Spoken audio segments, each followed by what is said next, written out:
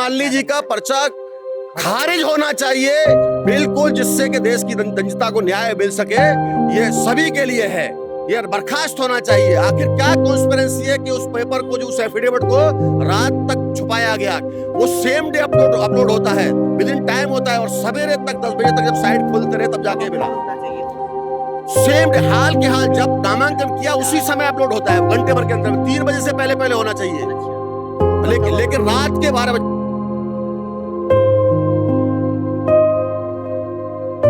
और मैं हूं इस वक्त डीएम ऑफिस पर, और हमारे साथ में है बहुजन मुक्ति पार्टी के अध्यक्ष जी, राष्ट्रीय अध्यक्ष जी, और हमारे कैंडिडेट हैं जो बहुजन मुक्ति पार्टी से क्षेत्रपाल सिंह जी। तो सर, आज क्या मामला है, क्यों आपको यहाँ आना पड़ा?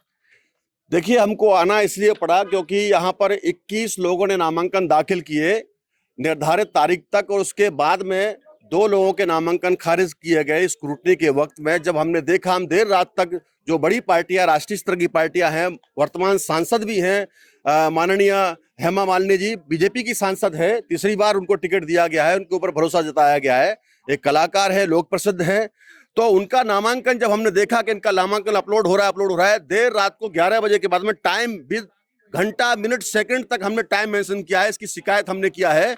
इसका एफिडेविट पूरा का पूरा खाली है, अवैध एफिडेविट को, जो है शपथ पत्र को, जो अवैध है उसको वैध करार दे करके उसको खारिज नहीं किया गया। ये एफिडेविट है, केवल 10 रुपए की स्टाम्प ड्यूटी इस पे लगी है, जो करोड़ रुपए की संपत्ति है इसको लेकर के।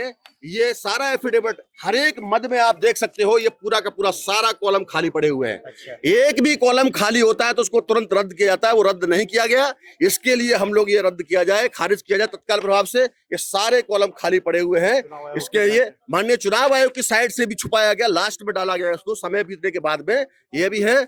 और अगर वो कहते हैं कि आज क्यों, कल ही आपको ऑब्जेक्शन करना चाहिए, तो जब आपने एफिडेविट को छुपा के रखा था वहां पर, तो हम दाखिल कैसे करें?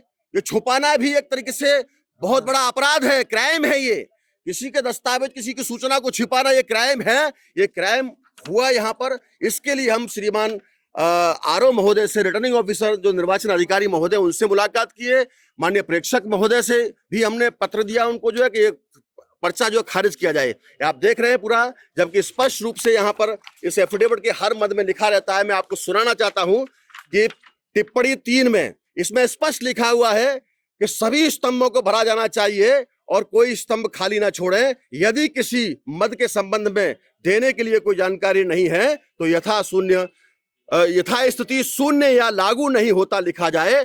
ऐसा होने के बावजूद भी आप देख सकते हैं श्रीमान सभी सम्मानित पत्रकार बंधु के 10 रुपए की स्टाम्प पेपर पर, ये ड्यूटी पर लगा हुआ ये पूरा है, ये सारा कॉलम खाली है कि नहीं है। तो हेमा मालिनी का पर्चा खारिज, मालिनी जी का पर्चा खारिज होना चाहिए बिल्कुल, जिससे कि देश की जनता को न्याय मिल सके। ये सभी के लिए है, ये बर्खास्त होना चाहिए। आखिर क्या कॉन्स्पिरेंसी है कि उस पेपर को, जो उस एफिडेविट को रात तक छुपाया गया, वो सेम डे अपलोड होता है, विद इन टाइम होता है, और सवेरे तक 10 बजे तक जब साइट खोलते रहे तब जाके मिला। होना चाहिए सेम डे, हाल के हाल जब नामांकन किया उसी समय अपलोड होता है, घंटे भर के अंदर, 3 बजे से पहले होना चाहिए। अच्छा।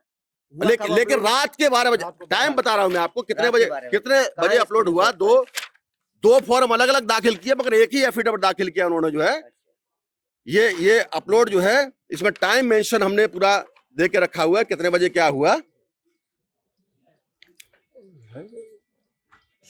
ये देखिए, ये आप 4/4/2024 को आपके द्वारा भारतीय जनता पार्टी की अनाधिकृत प्रत्याशी हेमा मालिनी धर्मेंद्र देओल का प्रारूप 26 शपथ पत्र देर रात समय 23:24 तथा दूसरा जो उसी की फोटोकॉपी है।